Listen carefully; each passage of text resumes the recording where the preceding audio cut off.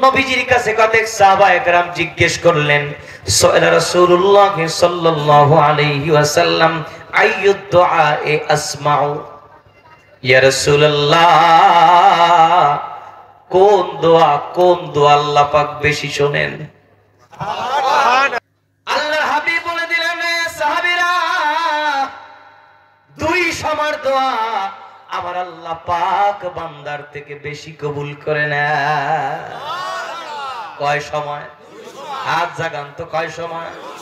টান টান করে হাতটা জাগান, চিল্লে বলেন কয় সময়? নবী আমার বলেন, এক নাম্বার সময় হলো বাদা সালাওয়াতিল মাকতুবাত, ফরজ নামাজের পরের দোয়া আল্লাহ পাক বেশি কবুল করে নেয়। আরো জোরে কও সুবহানাল্লাহ। ওয়া জাওফাল লাইলিল আখির, রাত যখন গভীর হয়ে যায়, দুনিয়ার মানুষগুলো যখন রজনীর কোলে ঢলে পড়ে, মালিকের কিছু গোলাম এমন আছে যারা কনকন শীতের মাঝে পিঠ আর বিছানায় রাখে না, বিছানাটাকে ছেড়ে দেয়, ঠান্ডা পানি দ্বারা ওযু করে যায় নামাজে দাঁড়ায় যায়, মালিকের কুদরতি কদমে সিজদায় পড়ে যায়। তাহাজ্জুদের নামাজ সমাপ্ত করে রব্বে কারীমের দরবারে দুটো হাত তুলে দিয়ে বলে, মালিক, পৃথিবীর সব মানুষের সাথে এখন যোগাযোগ বন্ধ, তুমি রব্বে কারীমের কুদরতি কদমে আমি সিজদায় লুটে পড়েছি, দুনিয়ার অফিস আদালতের দরজা বন্ধ হইতে পারে, তুমি মালিকের ক্ষমার দরজা তো কখনো বন্ধ হয় না। মালিকের দরবারে যখন বান্দা দুটো হাত তুলে দেয়, আল্লাহর হাবিব বলেন, গভীর রজনীতে শেষ রাতের সেই দোয়াটা আল্লাহ ফিরায় না, আল্লাহ পাক সেই শেষ রজনীর দোয়াটাকে কবুল করে নেয়। একটু আওয়াজ করে বলা যাবে কি সুবহানাল্লাহ? কি আমাদের দোয়া করা দরকার আছে না নাই? ও ভাই, আওয়াজ করে বলেন, দোয়া করা দরকার আছে না নাই? এই মাহফিলটাতে ঈসা আলাইহিস সালাম মাহফিল, সওয়াব যারা পৃথিবী থেকে চলে গেছে তাদের কবরে সওয়াব পৌঁছে দেওয়া, দোয়া করলে তাদের সওয়াবে তাদের রুহিতে বকশিশ করে দেওয়া। এ ভাই, দুআউল আহইয়া'i নাফউন লিল আমওয়াত, যারা হায়াতে আমরা বেঁচে আছি, আমাদের দোয়াটা যারা কবরে চলে গেছে তাদের জন্য অনেক উপকারে আসে। তারা আমাদের কাছে চাই কি টাকা পয়সা? সম্পদ চাই? জোরে বলেন, সম্পদ চাই না কি চাই? জোরে বলেন না কি চাই? আওয়াজ করে বলেন না কি চাই? সেই দোয়ার জন্যই দেই মাহফিল। কি কথা বলেন না কেন?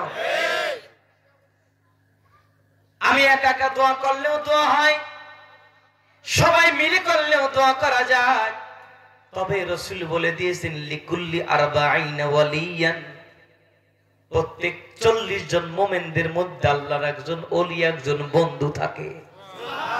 হলো না? এই সুবহানাল্লাহ মনে হইতেছে যে মোনাজাত দিলে ভালো হয়। আর আওয়াজ করে কোন সুবহানাল্লাহ। এ ভাই, সুবহানাল্লাহ পড়লে কি সওয়াব হয় না গুনাহ হয়? কি আওয়াজ করে বলে, সওয়াব হয় না গুনাহ হয়? শ্বশুর বাড়ি যাইয়া ফল খান, আম জাম কাঁঠাল লিচু পেঁপে, শাশুড়ি দিয়ে বলে কি, জামাই আম খাও, তারপর কাঁঠাল খাও, তারপর লিচু খাও, তারপর পেঁপে খাও, তারপর মালটা খাও, তারপর আপেল খাও। জামাইয়ের জন্য শাশুড়ি ওয়াজ করা লাগে? কথা বল, ওয়াজ করা লাগে? শাশুড়ি দিয়েছে শখ করিয়া, আর জামাই খাইতে থাকে ডক করিয়া। কথা কয় না? শ্বশুর বাড়ি ফল খাইতে বলা লাগে না। নবী বললেন, জিকিরের মসজিদ জান্নাতের বাগান, বাগানের 3টা ফল আছে, সুবহানাল্লাহ, আলহামদুলিল্লাহ, লা ইলাহা ইল্লাল্লাহ, আল্লাহু আকবার।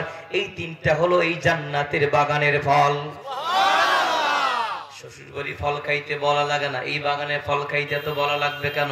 ইচ্ছে মতো খাইতে থাকবেন। রাসূল বলেন, একবার যদি ফলটা খাইতে পারো, সুবহানাল্লাহ, একবার যদি জবান থেকে বের করে দাও, এক দুনিয়া ভর্তি যেই পরিমাণ সওয়াব দরকার, আল্লাহ পাক এক পৃথিবী সমান সওয়াব তোমার আমলনামায় দিয়ে দিবে। এবার যারা 1 নাম্বার দরে যারা আছেন 7, 8, 9, 10 থেকে 40 বছর পর্যন্ত যাদের বয়সী আছে তারা 1 নাম্বার দরে, 40 থেকে 41, 42, 60, 70 বছর পর্যন্ত নাম্বার 2।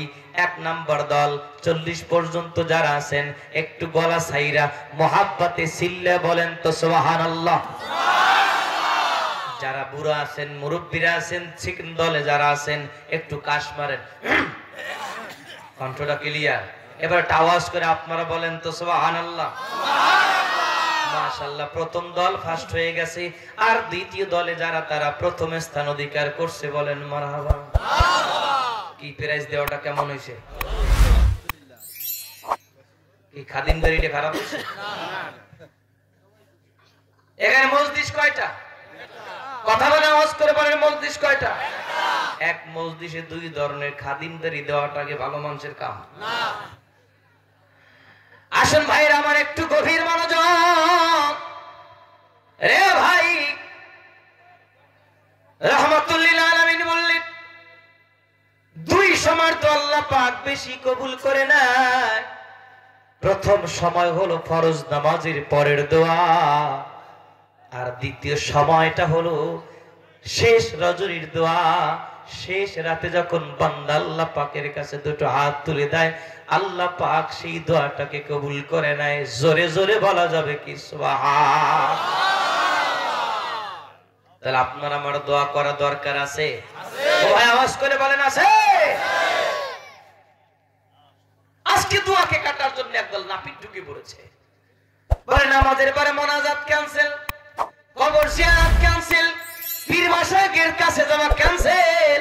আমি বলি রে বন্ধু, তোমরা ক্যান্সেলের দলে থাকতে থাকতে কবে জানো আল্লাহ পাকের তোমার আল্লাহর খাঁটি বন্ধু হওয়ার পর থেকে তোমরা কবে না জানো ক্যান্সেল হয়ে যাও।